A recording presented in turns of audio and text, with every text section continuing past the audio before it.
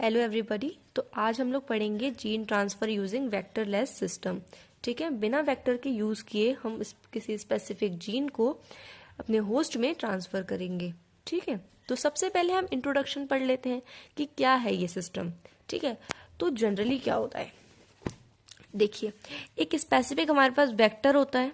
ये हमारा वेक्टर है, कोई भी आप स्पेसिफिक वेक्टर मान लीजिए, प्लाज्मिड या कॉस्मिड।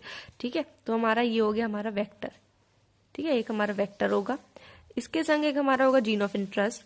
देन इसको हम कंबाइन कर देंगे एंड इसको ट्रांसफर कर देंगे किसी होस्ट के अंदर। ठीक है, ठीक है, इसको हमने ट्रांसफर कर दिया होस्ट के अंदर। इसके बाद ये ट्रांसफर होने के बाद मल्टीप्लीकेशन, रेप्लिकेशन सारे प्रोसेस करेगा। ठीक है, तो जनरली ये करते हैं हम, ऐसे किसी स्पेसिफिक हम जीन को ट्रांसफर करते हैं वेक्टर का यूज करके। ठीक है, but when we do not use these vectors and we directly insert our gene of interest into the host cell या transfer our gene of interest into the host, then it is called a vectorless gene transfer method transfer। ठीक है, तो इसके बारे में हम पढ़ने वाले हैं। तो इंट्रोडक्शन में हमारा यही लिखा है कि gene transfer is a process by which foreign DNA is introduced into the host cell. Usually vector like plasmid and viruses are used, but in some methods no vector is used and DNA is transferred directly into the cell. Such methods are called vectorless or direct gene transfer methods। ठीक है, अब हम इसका मतलब transfer physically भी कर सकते हैं एंड केमिकल मेथड्स या टेक्निक्स के द्वारा भी कर सकते हैं। दो तरीके के होते हैं। अब डेफिनेशन की बात करते हैं, आपको ये समझ में आ गया होगा। अब डेफिनेशन भी यही है, vectorless gene transfer is the methods of direct introduction of foreign DNA into the host cell without using any biological vector such as plasmid और वायरस। इनका किसी का यूज ना करके डायरेक्टली हम जीन को ट्रांसफर कर देंगे होस्ट के अंदर, तो इसको हम वेक्टरलेस जीन ट्रांसफर कहते हैं। अब इसकी जरूरत क्या है, हमें वेक्टर है तो उसका यूज करके हम ट्रांसफर कर तो रहे थे, तो हम इन मेथड्स की जरूरत क्यों पड़ी। तो क्या है, some cells are difficult to transfer using vector. कुछ सेल्स में ना बहुत डिफिकल्ट हो जाता है, वेक्टर का यूज नहीं कर सकते हैं। ठीक है, और वेक्टर क्योंकि हम वेक्टर का यूज करते हैं तो कुछ प्रॉब्लम्स होती हैं। एक वेक्टर जो है वो किसी स्पेसिफिक साइज के डीएनए या जीन को ही कैरी कर सकता है। ठीक है, तो इसीलिए कंपैटिबिलिटी देखनी पड़ेगी, उसकी सब कुछ बायोसेफ्टी, ये सब चीज देखनी पड़ेंगी अगर हम वेक्टर का यूज करेंगे तो। ठीक है, बट वेक्टरलेस सिस्टम में ये सब की कोई प्रॉब्लम नहीं होगी। ठीक है, और usually in plants, animal and eukaryotic cells में इसका यूज किया जाता है, इस तरीके के मेथड्स का। ओके, और भी है कुछ कि क्यों यूज कर रहे हैं। Allowed transfer of large size DNA को कर सकते हैं, क्योंकि प्लाज्मिड स्मॉल साइज के जीन या डीएनए को ट्रांसफर करने के लिए हेल्प करता है। कॉस्मिड प्लाज्मिड से ज्यादा साइज के अराउंड 35 to 45 kb के डीएनए को ट्रांसफर करने में हेल्प करता है। ये मेथड्स जो होते हैं वेक्टरलेस, ये सिंपल होते हैं, फास्ट मेथड्स होते हैं, इसलिए इनका हम यूज करेंगे। ओके, अब कुछ बेसिक प्रिंसिपल देखते हैं। The basic principle is either create temporary pores in a cell membrane, या तो हम सेल मेम्ब्रेन के अंदर, ये कोई भी हमारी सेल है इसमें हम पोर्स कर दें, छोटे छोटे पोर्स क्रिएट कर दें। ठीक है, तो हमारा यहाँ से हमें जो इसको ट्रांसफर करना था ये हो सकता है जीन ऑफ इंटरेस्ट। ओके, या फिर क्या करें, कोई फिजिकल फोर्स दे दें डीएनए को, जिससे वो हमारा सेल के अंदर ट्रांसफर हो जाए, so that DNA can enter the cytoplasm और nucleus and integrate with the host के जीनोम के साथ। Okay, I hope you understand that. आगे बढ़ते हैं अब हम बात करते हैं types of vectorless gene transfer. तो सबसे पहला आता है हमारा इसमें माइक्रो इंजेक्शन।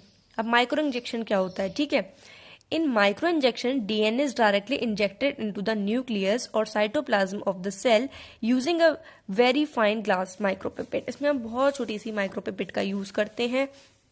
जैसे ये हमारी सेल है, ठीक है, एक बहुत छोटी हम माइक्रोपिपेट का यूज करेंगे, इसमें हमने जीन ऑफ इंटरेस्ट या जो भी चीज डाली हुई है, या फिर हम न्यूक्लियस में ट्रांसफर करेंगे या फिर हम साइटोप्लाज्म में, न्यूक्लियस में भी कर सकते हैं और साइटोप्लाज्म में भी।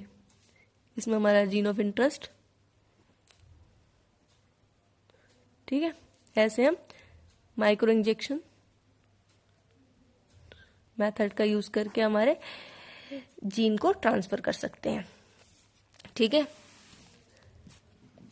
आपको ये समझ में आ गया इसका प्रोसीजर क्या होगा। सबसे पहले हम क्या करेंगे, सेल को एक माइक्रोस्कोप के नीचे रखेंगे। Cell is held under microscope, a very fine glass needle is used. और बहुत ही हम फाइन निडल, क्योंकि सेल है ना, सेल बहुत छोटा होता है, तो हमें बहुत छोटी ग्लास निडल का, मतलब जिसकी निडल बहुत छोटी हो उसका यूज करना पड़ेगा। DNA isolated injected directly into the nucleus, हम डायरेक्टली न्यूक्लियस में ट्रांसफर कर सकते हैं। उसके बाद cell is allowed to recover and grow. Okay, तो आपको समझ में आ गया प्रोसीजर भी इसका। एप्लीकेशन क्या, प्रोडक्शन ऑफ ट्रांसजेनिक एनिमल्स बनाने के लिए इसका यूज किया जाता है। जीन फंक्शन के स्टडीज करने में इसका यूज किया जाता है। ठीक है, अब एडवांटेजेस देख लेते हैं। वो एप्लीकेशंस थी, अब एडवांटेजेस क्या होंगे। Very accurate and precise method है ये। Single specific cell can be targeted, आप एक समय पे एक ही सेल टारगेट करके उसमें ही जीन ट्रांसफर कर सकते हैं। ठीक है, तो इसीलिए ये थोड़ा टाइम कंज्यूमिंग है। लिमिटेशन और टेक्निकल डिफिकल्टीज हो सकती हैं इसको करने के लिए। बहुत छोटी सेल है, कैसे आप ट्रांसफर करेंगे, तो थोड़ी डिफिकल्टीज तो आएंगी। ठीक है, only few cell can be treated at a time, एक समय में एक ही सेल के अंदर आप जीन ट्रांसफर कर रहे हैं, तो बहुत टाइम लग जाएगा इसको करने में। ठीक है, तो आपको माइक्रो इंजेक्शन वाला मेथड समझ में आ गया होगा। अब सेकेंड मेथड की बात करते हैं, जो है इलेक्ट्रोपोरेशन। इलेक्ट्रोपोरेशन क्या होता है, a short high voltage electric pulse create temporary pores in the cell membrane through which DNA enters into the cell. जैसे मैं बताया आपको कि कुछ हम इलेक्ट्रिक पल्स यहाँ पे कर देंगे। ठीक है, इलेक्ट्रिक पल्स क्रिएट कर देंगे हम यहाँ पे, तो फिर हमारा डीएनए सेल के अंदर ट्रांसफर हो जाएगा। इसका भी एक मेथड डायग्राम है। ठीक है, अब प्रोसीजर इसका भी है। Cells are mixed with the DNA, हम डीएनए के संग सेल को मिक्स करेंगे, इलेक्ट्रिक शॉक देंगे, पोर्स क्रिएट होंगे, देन पोर्स के अंदर डीएनए एंटर कर जाएगा, मेम्ब्रेन रिसील कर जाएगी अपने आप ही। तो ये इसका प्रोसीजर हो गया। एप्लीकेशंस क्या होती हैं, used in bacteria, east, plants and animal cells में इसका यूज किया जाता है। एडवांटेज, बहुत सिंपल एंड फास्ट मेथड है। आप एक संग जैसे बहुत सारे डीएनए को या जीन ऑफ इंटरेस्ट को आप सेल्स में ट्रांसफर कर सकते हैं। Many cells can be treated together, no vectors need, कोई वेक्टर की जरूरत ही नहीं है, खाली इलेक्ट्रिक आपको पल्स जनरेट करना है और ट्रांसफर हो जाएगा। अब लिमिटेशंस भी होंगी कुछ, सम सेल्स में बी डैमेज और डाई। आप इलेक्ट्रिक पल्स या करंट दे रहे हैं तो उससे हमारे सेल को डैमेज होने के बहुत सारे चांसेस है। आप ज्यादा दे देंगे तो हमारी सेल भी डैमेज हो सकती है।